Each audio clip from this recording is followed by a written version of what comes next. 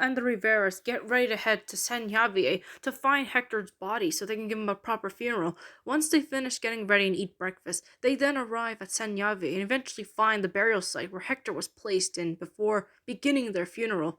Miguel and Alina give their eulogies before Miguel performs Remember Me, while the rest of the family and Mirabel stand vigil out of respect for Hector.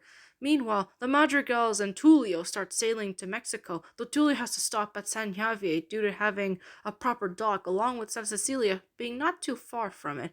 Isabella, however, suffers a nightmare of Mirabel dying during the trip, thus prompting her to reveal just how guilty and remorseful she is when it came to her treatment of her sister. The others console her before seeing a flock of golden butterflies flying their way and seeing that they are finally at San Javier. The moment the ship they are on ends up arriving at the dock, Antonio is the first to run out and look for Mirabel, while Juliet and Dolores have to make sure he's okay and doesn't get lost. As for the Riveras and Mirabel, they end up eating at a seafood restaurant, with Mirabel finding herself wanting to stay with the Riveras the more she spends time with them. She then hears the sound of Antonio calling out to her from outside, which prompts her to leave the restaurant and eventually follow the sound until she finally sees him outside. As the two happily reunite with each other, Juliet and the other Madrigals also meet up with Mirabel and are just as happy to see her. Bruno is especially worried as he makes sure that she is alright, with Isabella begging Mirabel to forgive her, which disturbs Mirabel as she has never seen her sister so desperate to see her again. However, the happy mood dies once Alma enters the picture and tries to apologize to Mirabel, only for Mirabel to become upset over seeing her again. The chapter ends with Elena throwing her chancla at Alma before guarding Mirabel and demanding to know who the Madrigals are.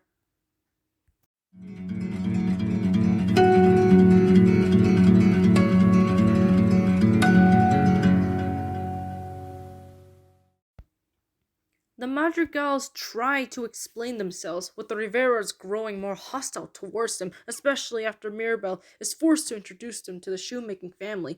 Though she, along with Bruno and Tullio, are able to keep them from outright fighting each other, the Riveras are still clearly distrustful of the Madrigal family's intentions, though the Riveras agree to invite the Madrigals to dinner, albeit reluctantly, and bring them to their home. They do not allow the Madrigals, other than Bruno and Mirabel, in their home until dinner is actually ready.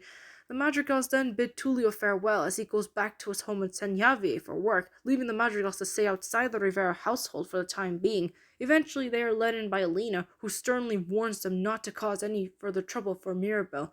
Though dinner is tense due to the Rivera's passive-aggressive behavior towards the Madrigals, along with Mirabel telling her old family about her near-death experience, it isn't until Camilo makes a rather inappropriate joke about the magic and Mirabel's connection to it do things go from bad to worse. Mirabel finds out that her family knew about her being the key to restoring the miracle due to the spirit, but the fact that they didn't tell her about it until now is what makes Mirabel finally snap and go on a very scathing tirade towards him for never appreciating her.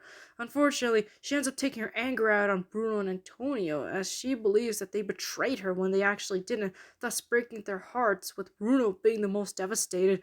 The chapter ends with Mirabel disowning her old family before running off in tears, while the Riveras glare at the Madrigals, who now realize just how deep in trouble they are.